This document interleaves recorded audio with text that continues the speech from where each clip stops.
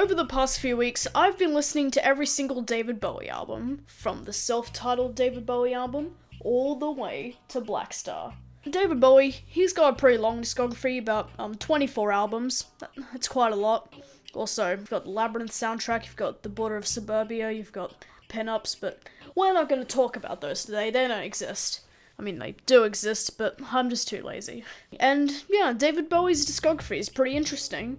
It's really cool just seeing how he progressed throughout his career, the many different things he did. Looking at the surface level, I was thinking, what could possibly be so great about David Bowie's discography that it would have so many masterpieces? And the answer to that is, well, he does. When actually listening to these albums, it made me realize how experimental and boundary-pushing David Bowie's music was. He created some absolute masterpieces at times, and just some extraordinary hits that stand the test of time. He was definitely one of the most versatile artists of their time, and still, his music has aged really well, most of it at least. Yeah, sort of in the midpoint of his career, like after the Berlin trilogy and stuff, he started going into a bit of a what the hell am I doing phase. But even through that phase, he was still showing that he was David Bowie, and he hasn't lost his touch. And now that we've come to this point where 3 years ago he released his final album, and now he's left us with this 24 album discography, it made me realize that David Bowie might be one of my favorite artists ever. And I'm going to talk about that in this video. I'm going to rank every single David Bowie album from worst all the way to the best. I just have a habit for ranking things. And so yeah, we might as well just get into this, because it's going to be a pretty long video, at least I think it is. Starting off with number 24, which is... Here it is! Yeah, I'm pretty sure for anybody that's listened to Bowie's albums, you probably saw this coming. Never Let Me Down is bad. It's pretty bad. Yeah, at this point in his career, Bowie just sort of forgot what he was doing and just sort of went into this generic new wave sound where pretty much every song sounded the same, and it just didn't have any of the Bowie spirit that his older albums did. He just kind of lost his touch somewhere in this album, and it shows because it's just drawn out, it's very bland. I literally don't remember a single track from it, and I don't know, it's just sort of lifeless compared to some of his other albums. Definitely not one that's going down the history books in my opinion. David Bowie's self-titled is, well, not very good to say the least, but it's not terrible, I don't think, like some people make it out to be. Like I said, certainly not all that good. It's very bland, it's extremely awkward sounding, and especially considering what came after this, it's just a very weird start to his discography. Like, you might as well just skip this one, like, who cares about this album? But I kind of find its existence more funny than anything. I mean, just thinking about how awkward it is and how pretty much every song follows the exact same formula. And one thing that sticks out to me personally is just how the vocals always sound the exact same. It's always Bowie speaking through a tunnel or something. The songwriting is very, very bland, especially considering what he wrote in the future.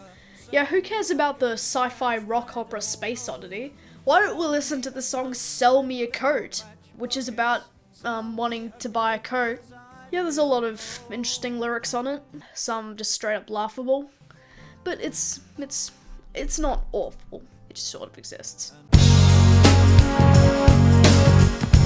Coming after Earthling, ours was a very, very, very, very, very boring album. There's just nothing of note on this thing. It's just the same thing through and through. Even during this sort of 80s and 90s phase, his production was pretty good to say the least. Even on stuff like Never Let Me Down, the production was really good, even if it didn't really make a change at all. But on ours, even there, the production was just very lifeless and didn't really add anything to the album.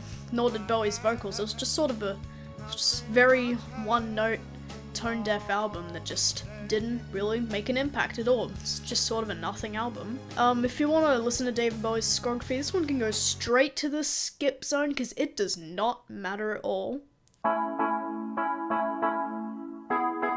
Tonight, coming after Let's Dance, this is kind of the start of the aforementioned what the hell am I doing phase.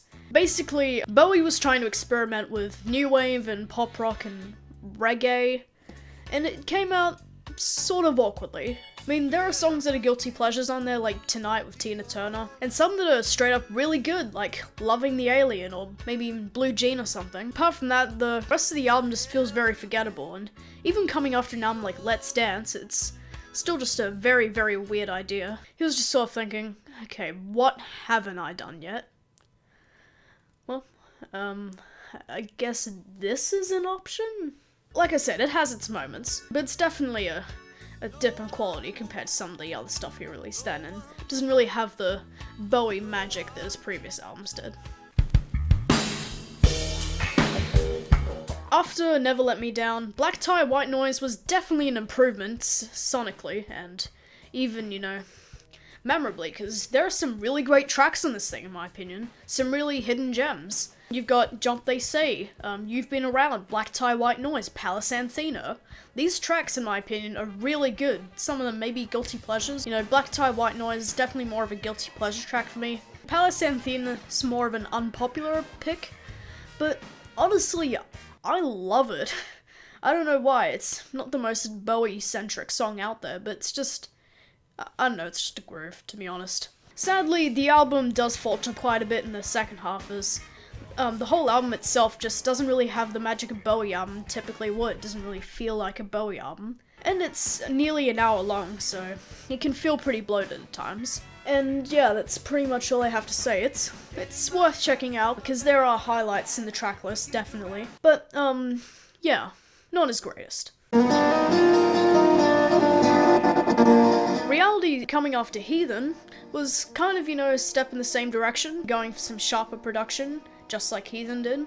Maybe not as great as that album, but still, he was kind of continuing on that streak. But sadly, a lot of this album compared to that is just sort of dated. Like, it's just stuck in 2003, especially the middle section of this album, because a lot of it just feels like it just shouldn't exist. So without that section, it has some incredible songs. Like, the first 3 tracks are amazing, a great 3-track run, especially this late into his career. And then the last 2 tracks are really good too. The final track is an amazing way to close off the album. It's just a shame that it kind of, you know, falters a little bit in the middle half, even if it's not too bad. It's like how, kind of after Earthling, I'd say, his production quality just sort of started to falter a bit. That wasn't until he got to the next day, but that's coming soon. So yeah, that's what I got to say about Reality. Space Oddity, coming after his debut, is a massive improvement. This time it's going for a more folk sound this time around, and there are a lot more standouts in the track list, and it's just an incredible improvement sonically and lyrically. You know, you've got Space Oddity. If you haven't heard that song, what the hell are you doing? Go check it out. There are also some really good tracks on it, like Unwashed and Slightly Somewhat Dazed. I think that's the name of the thing. And also, one of the others. Yeah, the album doesn't have too much replay value, like, some of the tracks are sort of good on the first listen, like, you know, God Knows I'm Good. It gets a bit repetitive at points, and the final track is a really weird way to close off the album, considering the tone of the rest of the album, but it's still a massive improvement from his debut, and definitely a great way to start off his discography, in my opinion, if we're not counting the self-titled debut. Young Americans was kind of David Bowie's first step into the mainstream side of music at the time, going in a more pop soul direction, and the results, most of the time, are pretty good.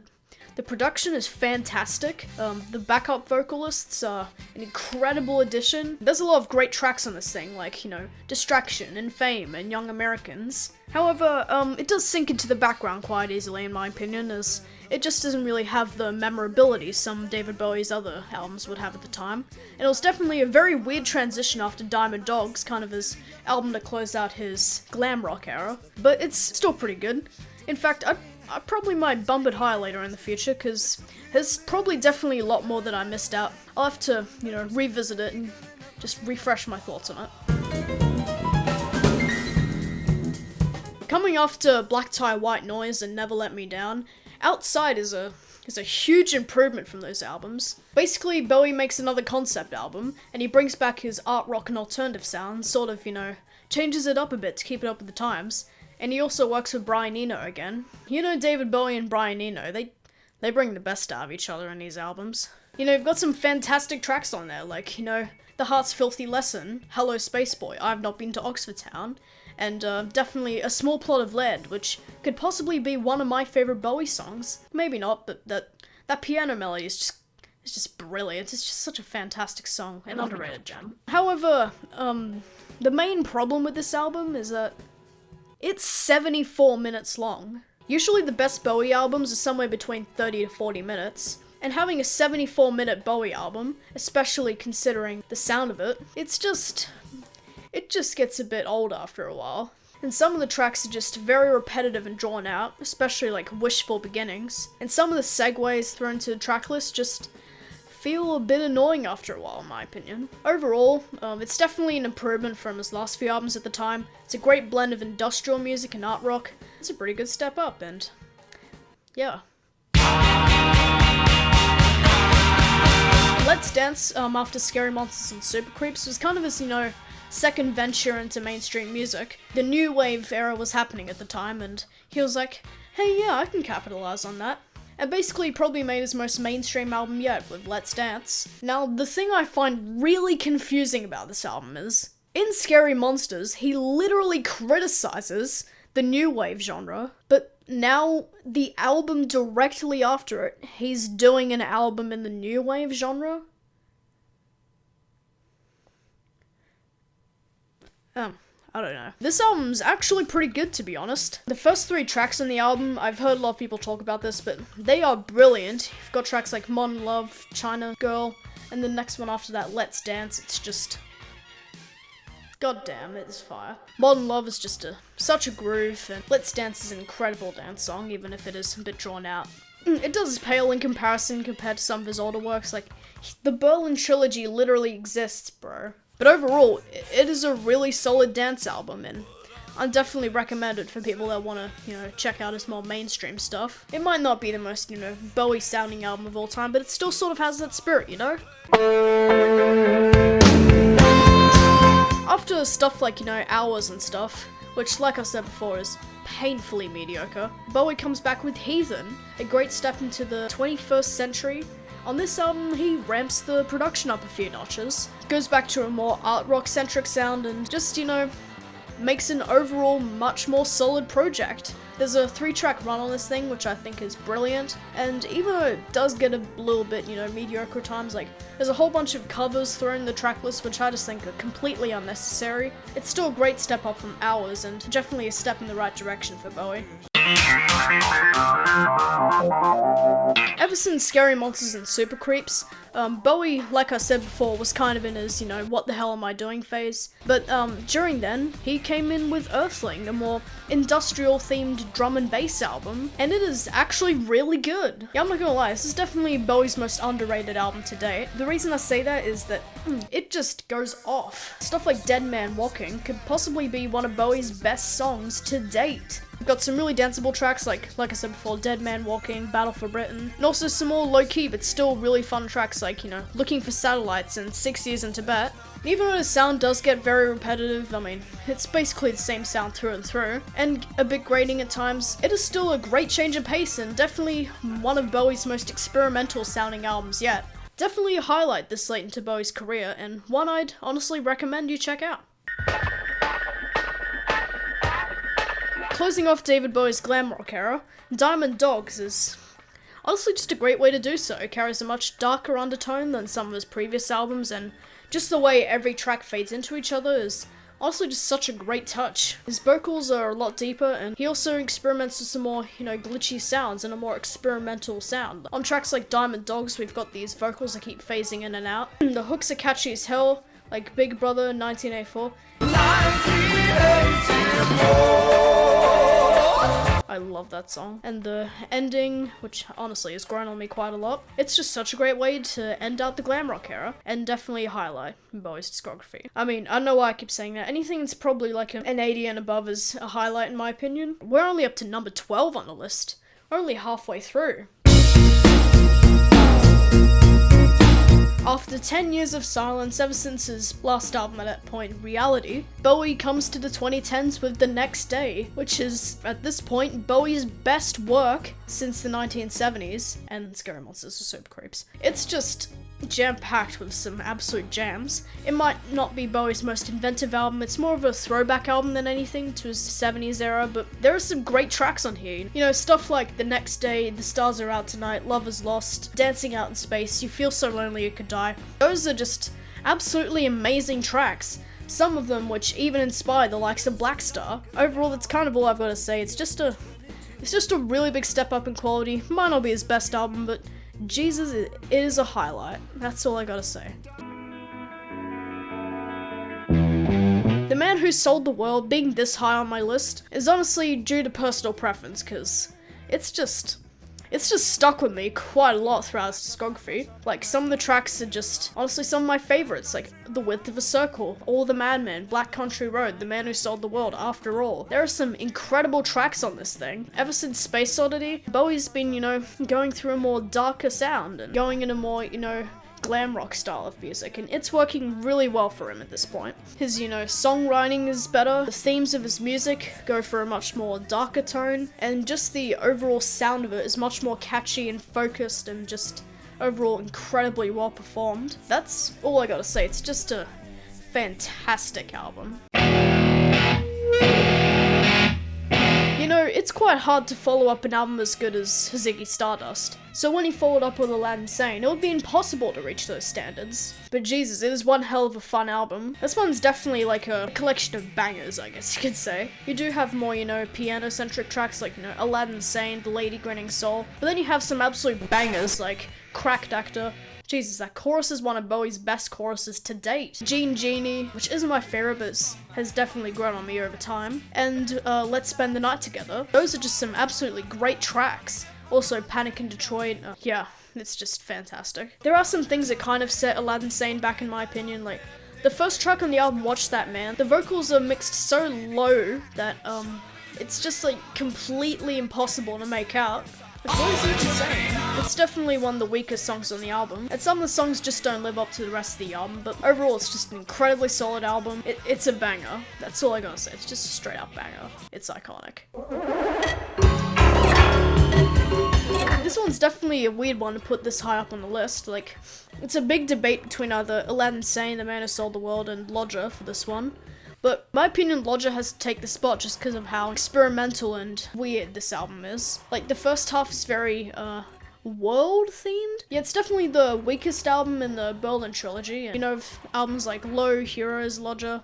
This is definitely one of the weirdest ones. On African Night Flight, he literally starts rapping. It's a very weird change of pace from those albums, but I guess just the unique sound of it compared to the rest of Bowie's albums is just a great change of pace in my opinion, and really underrated album in his discography. The second half of the album is much more rock themed than the first half, but I still think it's pretty good. There are some fantastic tracks on there. The ending track is brilliant, and the album as a whole is just incredibly well written, in my opinion. It's a very underappreciated album. Hunky Dory. Oh boy, this is a good album. Coming after Man Who Sold the World, it just felt like David Bowie could go nowhere but up, and you know, he was going, okay, ooh, okay, wow, okay, Jesus Christ! Yeah, Hunky Dory was a major improvement from that album. I mean, it's not like, you know, a crazy experimental post-rock masterpiece like I just described there, but oh my god if it isn't a step up. The lyrics on the album are just absolutely flawless. Songs like Changes, Life on Mars, they are just so well written, and they are major hits, and for a good reason. That's one thing I love about Bowie's discography. His biggest hits are some of his best songs actually. Songs like Heroes and Life on Mars and Starman. Those songs are incredible and deserve to be some of his best hits. The sound is absolutely gratifying. I mean, like I was saying on Life on Mars, once that pre-chorus begins, it just sucks you in. Honestly, one of Bowie's best songs. The overall, you know, tone of it is much more positive than something like The Man Who Sold the World, for example. Sometimes the sound is just straight up drop dead gorgeous. Life on Mars, for example. And also really catchy, like Changes, once again, is an incredibly catchy track. Oh You Pretty Thing is one of my favorite Bowie songs. Some tracks at the ending half of this album do kind of hold it up from being perfect, you know. Songs like Song for Bob Dylan, Andy Warhol, most of them are just tributes, even though they're not bad tributes, they're really good songs. They just sort of feel out of place compared to the magnificent first half of this album. Yeah, apart from that, this album is solid through and through and a major improvement from his first 3 albums. You can only go up from here, and that's evident for these next 6 albums. Scary Monsters Super Creeps is kind of like a great mix of his more experimental side and also a great mix of some of his more accessible works. It kind of mashes that together and creates an incredibly solid, amazing album. Like, geez, this thing is solid through and through. It's just got some of his best tracks on it. It's got songs like It's No Game Part 1 and Part 2. You've got Fashion, you've got Scary Monsters and Super Creeps, you've got Ashes to Ashes, you've got the song after It's No Game Part 1. It's just through and through, solid as hell. And also really catchy. This album might not sound all that different on first glance, like it's more of a pop rock sound but still including some of his art rock elements, but even then it's kind of a change of pace and with the more experimental sound just works so well. And the writing on it is just brilliant. On tracks like Ashes to Ashes, which is a continuation of the Space Oddity song, that song is just written so well. Songs like Fashion, you know, a statement on teenage fashion at the time and how Bowie influenced it. He also takes a crack at some of the new wave trends at the time. This album is fantastic. That's all I got. So after Low, Heroes was kind of a continuation of that. Bowie basically said, so you guys seem to really like Low, how about I do it again? And so he did it again, to extremely good results. By extremely good, I mean landing in number 5 on my list. Heroes is fan-friggin-tastic, and it's not just a continuation of Low, it's an entirely different album. You know, the first half is much more rock-centric than Low's more experimental rock tracks at the beginning, and Bowie's vocals on it are probably his best of all time. Like, tracks like Joe the Lion just go the hell off. He's screaming his head off on that track, and it's just god damn. The instrumentals are also amazing. Songs like Heroes are just straight up masterpieces. And then we sort of get into the more ambient influenced second side of the track, where the tracks are a little bit more, you know, laid back and ambient. But the song Nuclein, which is probably not how it's pronounced at all, has these amazing horns in the mix, and it's just a spiritual experience overall. They might not be as gratifying or gorgeous as some of the stuff on Low, but there's still really big highlights on the album. And even though it feels like a little bit mixed at times, like in terms of the actual structure of the album, it's just a fantastic album. And even if it is just another Low, it's an amazing another Low. I was having a hard time deciding whether I should put Station to Station over Heroes or Heroes over Station to Station, but the more I think about it and the more I've come back to Station, I think this is way up there. Like, seriously. After something like Young Americans, which goes for the more pop soul sound, like I said before, Bowie basically said, okay, how can I transition into this new sound? Ooh, what if I include elements of funk rock? And the result is just an incredible combination of funk rock and art rock, an incredibly solid album that's pretty much near perfect. I legit can't really find a single flaw in this album. It's just 7 or 6 tracks of pure perfection. You've got songs like Station to Station, which have a more laid-back sound in the beginning. It's also one of David Bowie's longest songs, clocking it at 10 minutes. But then the ending track just rocks the hell out. And then the rest of the album from there is just some of his most funky material yet. And the hooks are so unbelievably catchy. You've got TVC 15. Oh my TVC 15. Dun dun dun dun dun dun dun dun dun. TVC 15. Those pianos are just such a great addition. And you've got songs like, you know, Stay, which the chorus is just fantastic. TVC 15 is easily my favorite track from it. It's just fan-friggin-tastic. And even though some tracks do feel a little bit drawn out, that doesn't really take away from the experience, as they're so fun and solid throughout. There's honestly really nothing I can say about this. Also, I don't know if you've heard of this, but he actually made the whole album while he was on cocaine. I just thought you might want to know that. Nobody really knows that. It's a kind of a not discussed detail that people don't really talk about that often, you know? And now we're getting into the final 3. Well, I think the 3 best Bowie albums of all time are, starting with number 3...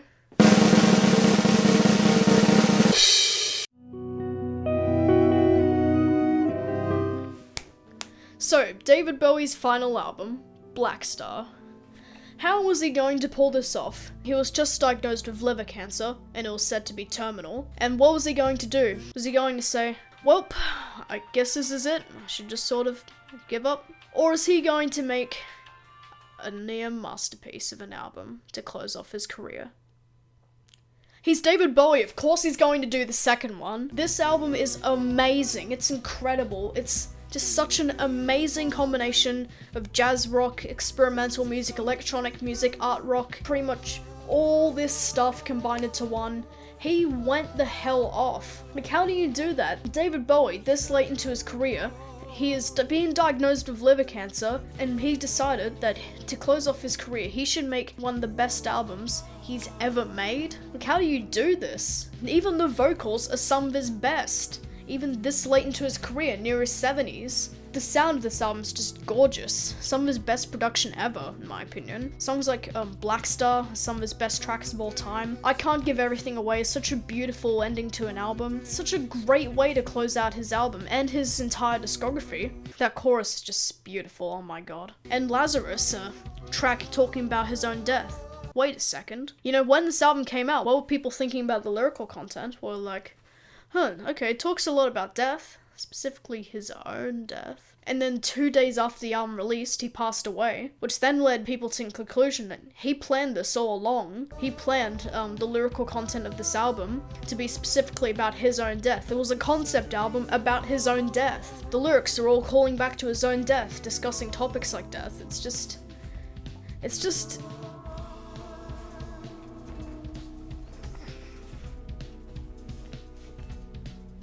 Yeah, that's my description of this album. Blackstar, it's an absolute masterpiece. Rest in peace, David Bowie.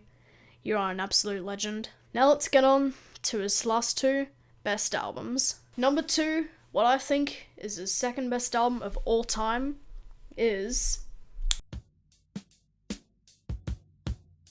The Rise and Fall of Ziggy Stardust and the Spiders from Mars is a glam rock masterpiece. God damn it. If you didn't think Hunky Dory was good enough, if you didn't think that was such a step up from The Man Who Sold the World and Space Oddity and is self-titled, then this just knocks it out of the park. The sound is even more drop-dead gorgeous. The lyrics are pretty much flawless throughout. The concept is incredible. It's just one of probably the greatest rock albums ever made.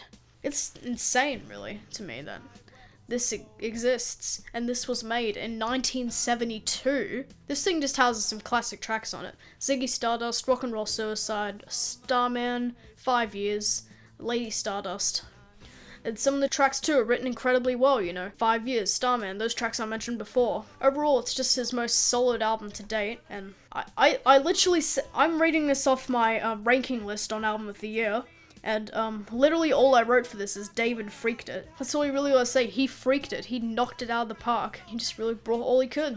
And the ending track to this, man, is just such an incredible way to close off this album. I was just sitting there with my jaw open, wondering, how is this humanly possible? This doesn't sound like a human made this. This is a larger-than-life experience, I'm telling you. Also, it's incredibly catchy, I gotta say that too. Tracks like Suffragette City just go the hell off. However, I think there is one album in his discography that is better than Ziggy Stardust. An album better than Blackstar, Station to Station, Never Let Me Down. How do you make an album that's better than Ziggy Stardust? Well, considering I have Kid A as my favorite Radiohead album,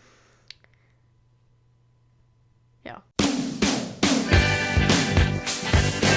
Oh boy. Now, I've made a lot of parallels to Low and Kid A. For one, I'd say that the album focuses much more around the character than the actual lyrical content or the vocals or anything. It goes for a much more experimental sound and even has a touch of ambient music. It's a lot more electronic than the usual stuff. It's something that's completely different to anything those artists have ever made, yet they feel so distinctively Bowie or Radiohead. Yeah, considering I liked Kid A that much, this is why I think Low is one of my favorite albums of all time, and also David Bowie's best album. It is an incredible mix of alternative rock, art rock, and electronic music, and experimental rock music, and ambient music. It's just all this stuff packed into one super solid, incredibly made, boundary-pushing album. The first half of this album, under closer inspection, is so much more complex and crazy. Like, you've got tracks like Speed of Light, an incredible introduction to this album, one of the best instrumental tracks I've ever heard from Bowie. Breaking Glass, an incredible